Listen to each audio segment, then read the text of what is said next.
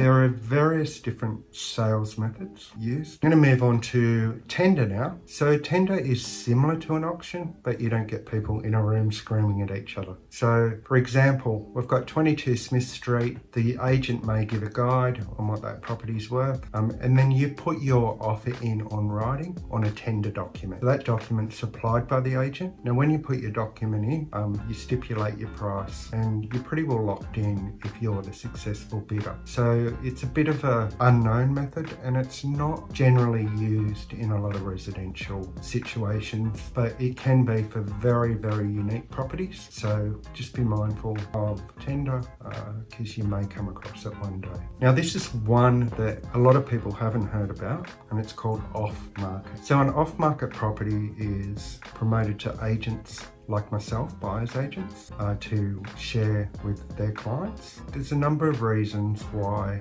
a seller may choose to use this method. Number one is privacy. They don't want people trooping through the home. They just want genuine buyers. No lookers, no sticky beaks buyers. The other reason can be is that they're in financial difficulty and they don't want someone to know they're selling. So they may not want their neighbours to know. So an agent will generally reach out to buyers agents and people like that. So you do have an advantage if you are engaging a buyer's agent, because you probably won't hear about those properties yourself. Let's move on to pre-market. Now pre-market properties, simply put, are properties that are going to go on the market, but they haven't hit the open market yet. So they're getting ready to go on, but they're not on. So what we do as a job is we reach out to agents all the time and we'll say, what have you got coming on the market? Have you got anything pre-market? And we try and get our buyers through before any other buyer, and we try to negotiate on that property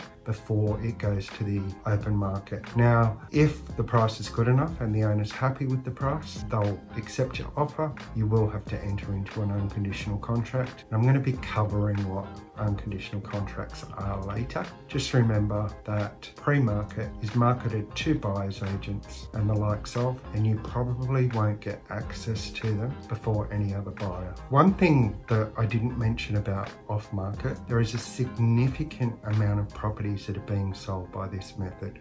Recently, I think 2 weeks ago, there were 300 properties in Sydney, not just, inner city, whatever, all across Sydney, that sold off-market. So the average person is not represented, is missing out on those opportunities. The last one I'm going to talk about today is what we refer to in the industry as FSBO, FSBO. That's a mouthful, which means for sale by owner. So the logic behind this is that the owner believes that the agent's commission's too expensive, or that, it's so easy they can do it themselves, that their expectations could be too high. So for example, an agent might tell a seller a property's worth 600 to 620. That owner may be in fairyland and think that they can get $700,000 for that property. It's unlikely that they will achieve $700,000. So what happens is they might use a company like My Place, or they might just put an ad on realestate.com